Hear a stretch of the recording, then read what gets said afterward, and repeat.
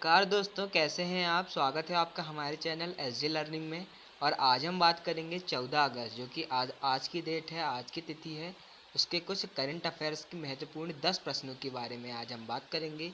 जैसे कि ये प्रश्न आपको दिखाई दे रहा होगा अपनी स्क्रीन पर, जो कि यूपीएससी, एनडीए, बैंकिंग, एसएससी, कई महत्वपूर्ण कॉम्पिटिटिव एग्जाम्स के लिए बहुत ही महत्वपूर्ण प्रश्न हैं और इनसे प्रश्न आ सकते हैं। तो इसलिए आपको इनको अच्छे से पढ़ना है, इसलिए इस वीडियो को अंत तक जरूर देखिएगा। हमारा पहला प्रश्न है, हाल ही में विश्व हाथी दिवस कब मनाया गया है। 10 अगस्त, 12 अगस्त, 11 अगस्त या इनमें से कोई नहीं। तो दोस्तों आपको बता दें, विश्व हाथी दिवस 12 अगस्त को इस साल मनाया गया है। और दोस्तों विश्व हाथी दिवस के जो 1992 में हमारा प्रोजेक्ट एलिफेंट स्टार्ट हुआ था और 1973 में हमारा प्रोजेक्ट टाइगर स्टार्ट हुआ था। और ये हाथी दिवस हम क्यों मना रहे हैं, हाथियों की संरक्षण के प्रति जागरूकता को बढ़ाने के लिए। और दोस्तों हम आपके लिए और कुछ और तिथियां भी लेकर आए हैं। 1 अगस्त नेशनल माउंट क्लाइंबिंग डे, मुस्लिम महिला अधिकार दिवस, विश्व लंग कैंसर दिवस और वर्ल्ड वाइड डे मनाया जाता है।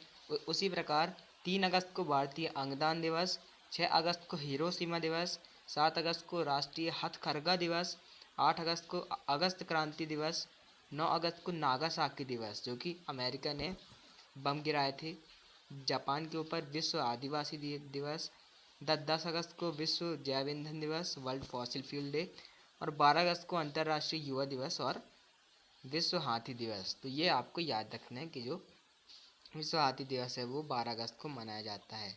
आगे बढ़ते हैं। हाल ही में NIPFP के अनुसार फाइनेंशियल ईयर 2024 में भारतीय अर्थव्यवस्था कितने प्रतिशत से बढ़ेगी। 7%, 8%, 6% या फिर इनमें से कोई नहीं।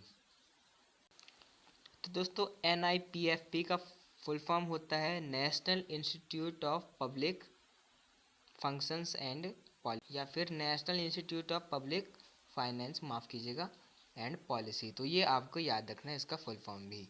और इसके अनुसार जो अभी रिपोर्ट आई है उसके अनुसार 6% तक भारत में जो अर्थव्यवस्था है वो बढ़ सकती है, यानी कि भारत का ग्रॉस डोमेस्टिक प्रोडक्ट 6% तक बढ़ सकता है। आगे बढ़ते हैं तीसरे प्रश्न की तरफ। हाल ही में केंद्र सरकार ने मुख्य चुनाव आयुक्त की नियुक्ति के पैनल में से बाहर करने के लिए विधेयक पास किया है।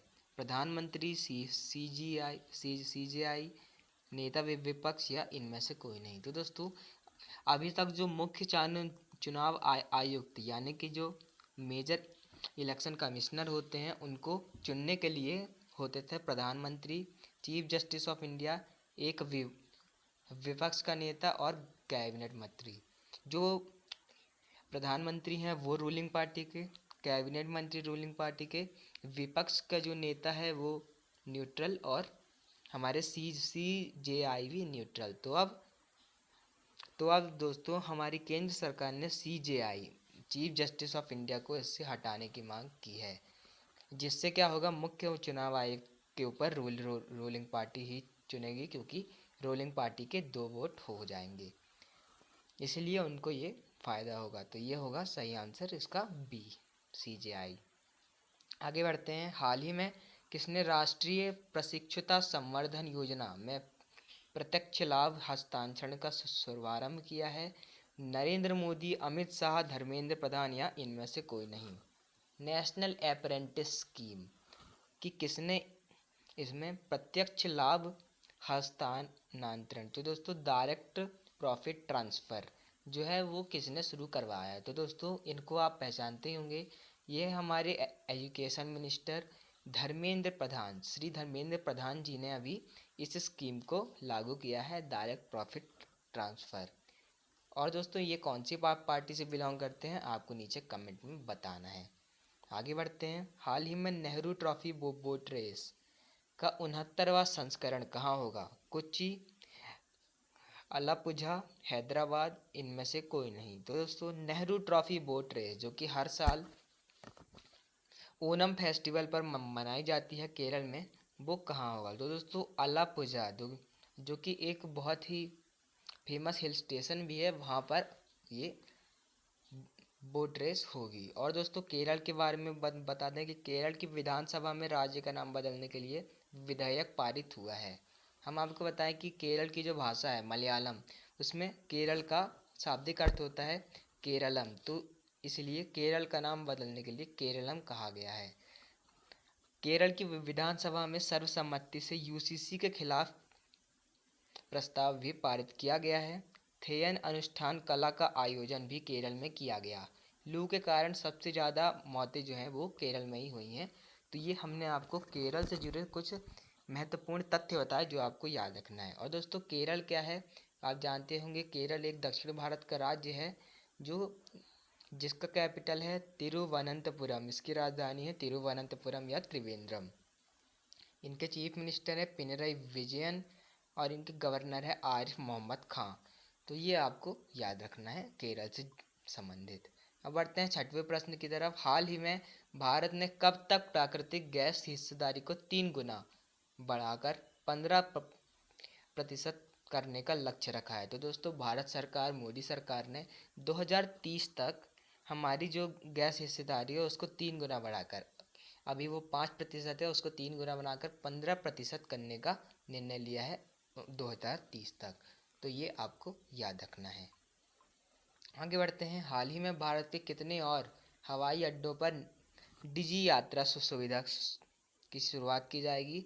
7, 4, 6 या फिर इनमें से कोई नहीं? तो दोस्तों 6 ऐसे हवाई अड्डे हैं जो कि एयरपोर्ट है जिनमें क्या है ये डिजी यात्रा सुविधा की शुरुआत की जाएगी, जो है कोच्चि, लखनऊ, मुंबई, अहमदाबाद, चेपौक और गुवाहाटी। तो ये नाम भी आपको याद रखने हैं। आगे बढ़ते हैं। हाल ही में किसे life time achievement award RICS मिला है?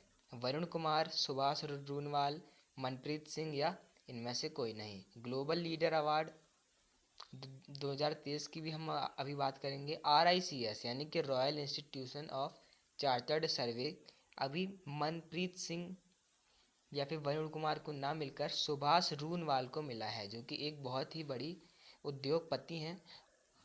और ऐसे ही और अगर हम पुरस्कारों की बात करें तो ग्लोबल लीडर अवार्ड 2023 से जयेश सैनी को सम्मानित किया गया है। ज्यूरिख फिल्म फेस्टिवल जो कि स्विट्जरलैंड में होता है, वो उसको गोल्डन आई अवार्ड डायने क्रूगर को सम्मानित किया गया है। लोकमान्य तिलक राष्ट्रीय पुरस्कार से मोदी जी को सम्मानित किया गया है।